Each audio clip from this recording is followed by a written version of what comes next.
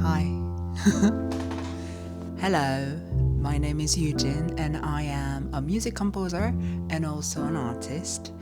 And if you don't know me, if you haven't seen me, I am a recording artist, meaning I release albums and EPs and stuff.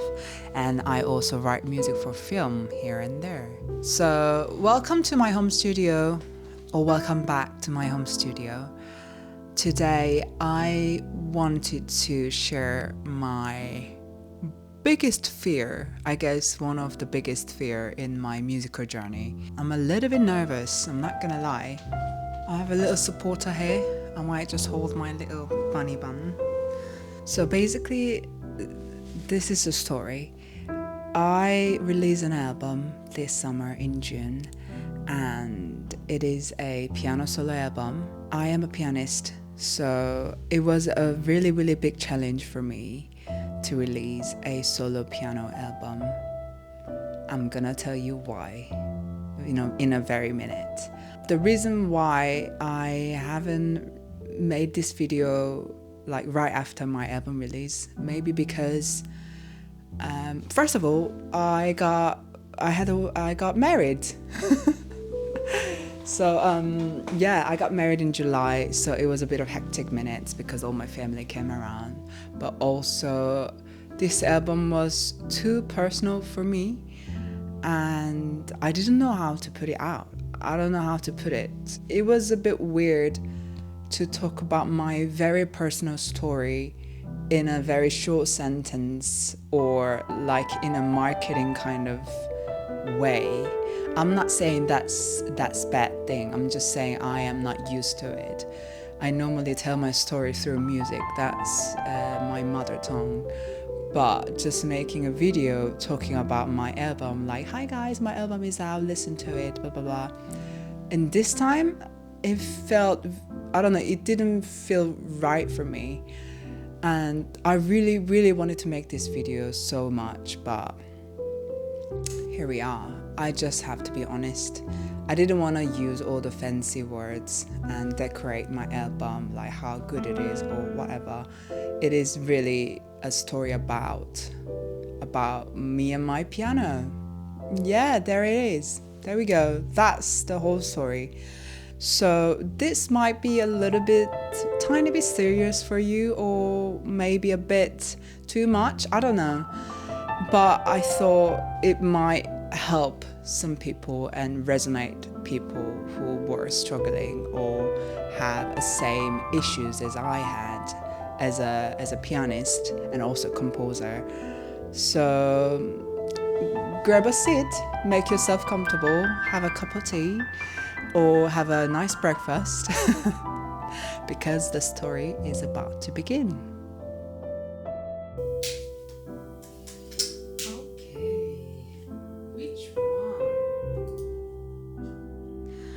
So just to give you an idea what I'm about to talk about, this is the album. It's called Summer Piano and it has 12 tracks and it's 40 minutes long, which I think is perfect length to listen to while reading, because that's my normal reading time. 30 minutes a bit short, I go 40 to 50 minutes because I think an hour is a bit long, so I kind of did it on purpose.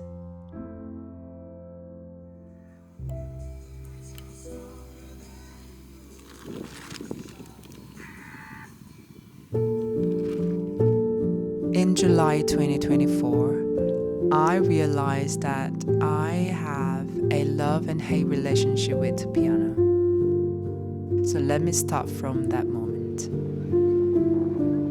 I got engaged in Italy and I was over the moon and I had full of love to give. And then, funny enough, I started to think about love quite deeply. And then I realized that I have some part of me that I hate my family. I was even ashamed of them. I guess it's quite normal, everyone has their own inner child. Once I realized that I had those thoughts, and I was like, why is that? Where is that coming from? And then most of them were related to the piano, especially me and my parents. I started to play piano since I was very young. I'm talking about like 4 or 5 years old. And I started learning piano from the piano academy, which was quite normal in Korea.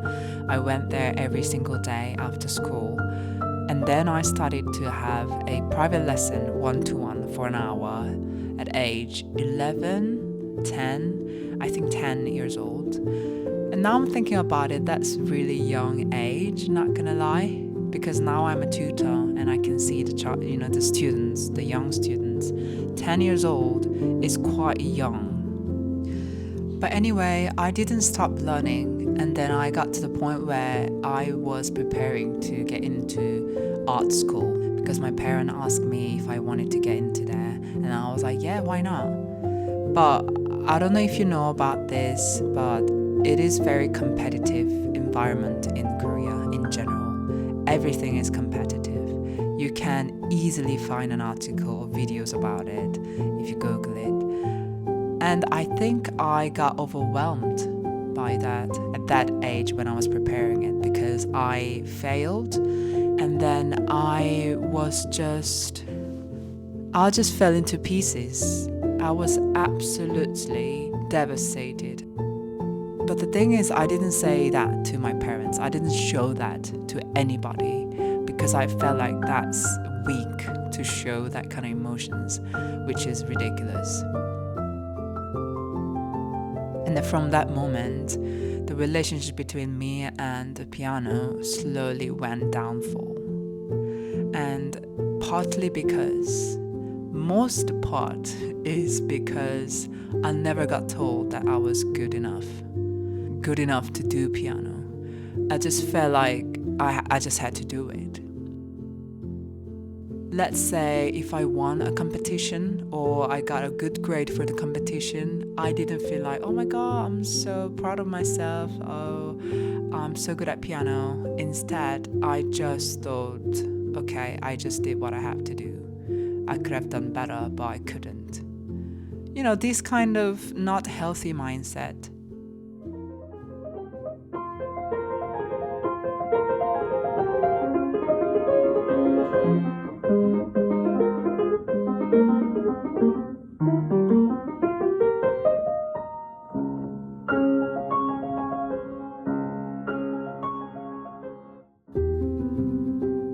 And I'm not blaming my tutors or my mom because they were actually nice. You know, that's the reason why I am still here. If I was abused by them, I wouldn't be here. I would hate music, I would hate piano. But anyway, still, I was one of those people who needed those affirmation, you know, that I was doing a good job. But I didn't have that. And I was those sensitive people. I can accept it now, but I didn't know back then.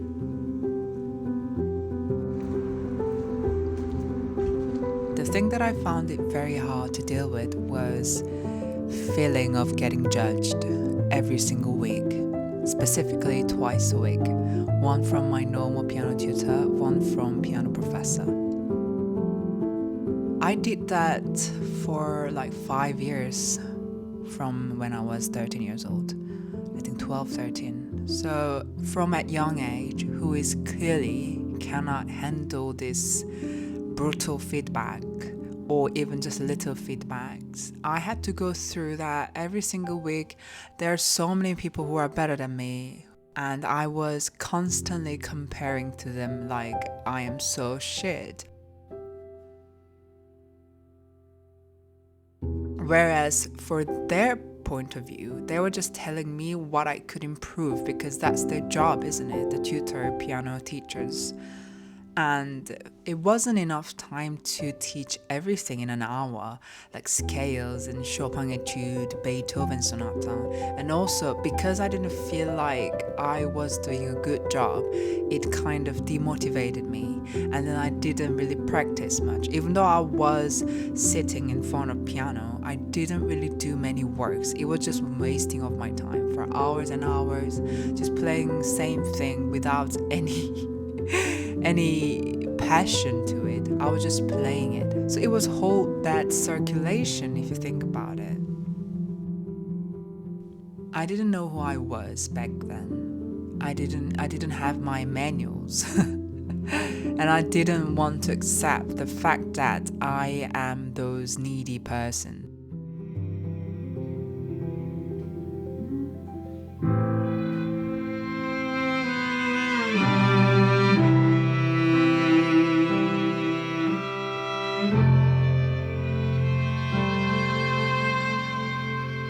Let's repeat one more time.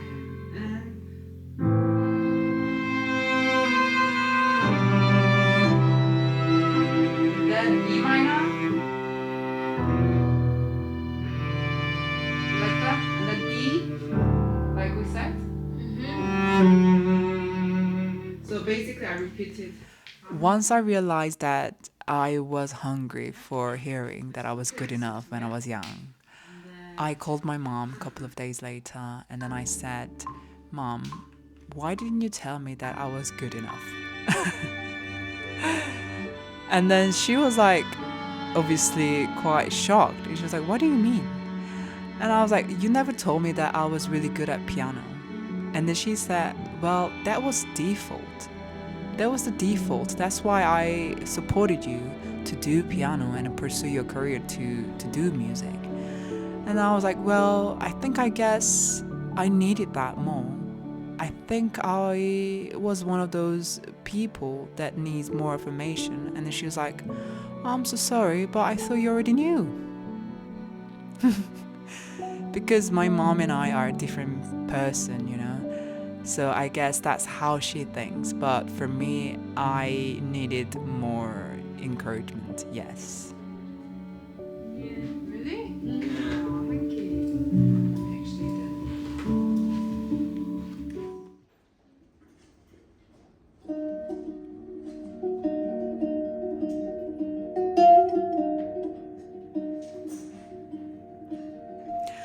growing up as a classically trained pianist and playing piano was hard.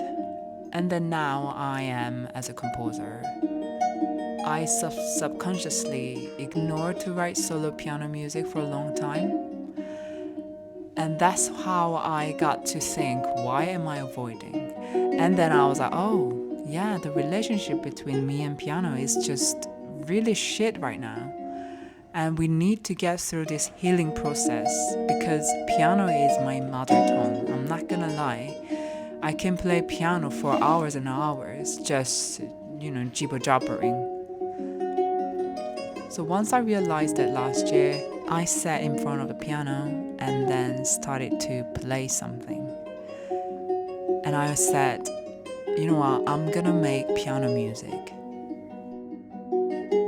That was the scariest thing I have ever felt in a long time. I was like, I'm gonna make solo piano music. I'm not gonna put any synth. I'm not gonna put any strings. I'm gonna write solo piano piece that I can play. And I said, I'm gonna be so honest. I don't care what people think. I don't care what the trend is. I don't care if this is classical enough or jazz enough or pop enough. I'm just gonna ignore all the genre and I'm just gonna talk about whatever I want to talk about.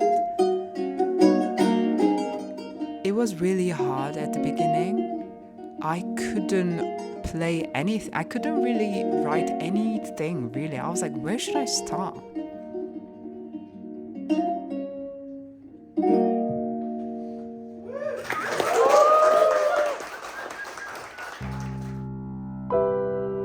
And then I was like, you know what? Let's not force it. Let's not force to compose piano music. Let's just play around. Let's just pray while I'm playing. And let's just have this flow of me playing from just zoning out.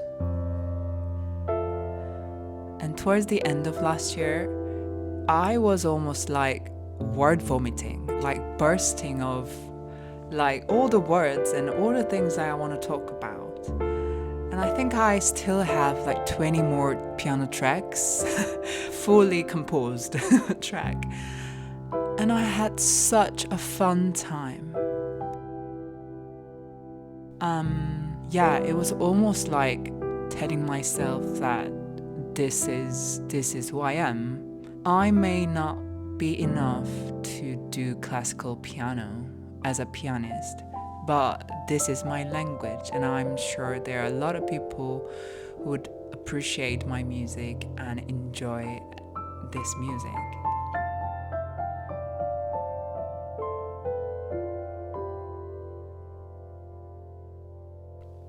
This album is my healing story, but also a love story for piano. It's just me and my piano, and there they are.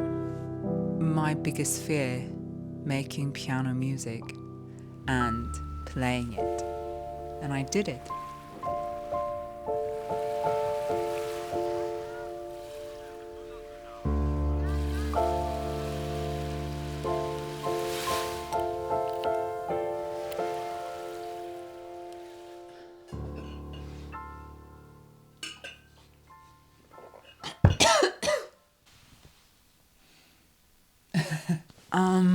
Yeah, that was the story. That was the story behind my first solo piano album, Summer Piano. And I really am glad and thankful for myself that I took that step to face my fear.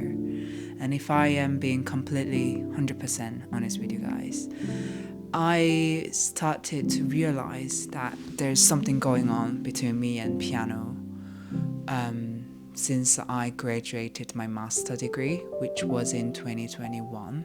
I realized quite a couple of things that year, I'm not gonna lie, because I was going through really tough time. And it wasn't a short journey. It didn't happen like this. It took like good 4 or 5 years to heal this relationship. And I can say now I forgave myself fully, because I felt guilty at first. When I realized it, I felt guilty. Like, why am I thinking like that? And I was pointing at myself again, like, you're wrong, you know, I did it wrong, I'm on the wrong pathway, blah blah blah. But the one thing that I want you to take away from this video, like, forget about my album, you don't have to listen to it. I really want you to know that if you are going through, or if you had similar issue or problem as I had, that means you're on the right pathway. So take your time and take easy on yourself. As far as you realize that you are doing something in a wrong way or coming from wrong place, you will get there. I don't know when. I don't know when. Everyone's timeline is all different. That's one of the things that I still can't. It's so hard to accept it. So as far as you know that that's not the healthiest place to do music or like build a relationship between you and music, you will get there. So take easy on yourself and just, back of your head, just know that, this isn't right. What should I do? What can I do? And then take a little bit of step by step, not just trying to jump, because that never happens. Everyone knows, I'm not a life coach. You know how it happens, right? I think me going through a hard time, I wouldn't change anything. But right now, I put myself a little bit on the side. So before, piano was me equally, 100%. So whenever people, talk about my piano skills, that literally felt like judged me. But right now, whenever people talk about my composing pieces or my piano, I know that they're talking about my piano skills, not myself. And my music can't be all of me, I can't represent 100% of myself into one piece or even one album. I don't think anyone can be able to do that in their lifetime. That's impossible. So yeah, I didn't make this video to make you listen to my music. I just wanted to share it because this is my musical journey, and I do want to, record it so that I can look back sometimes and also just, encourage people or help people, or, I am your friend. We are on the same pathway, so you're not alone. Don't worry about it. But if you do want to listen to it, if you are curious, it's already out there. Go for it. But you don't have to. Honestly, you don't have to do that. That's it for this video. I hope you guys enjoyed this video and my story. And I'll see you guys in the next video. Bye bye.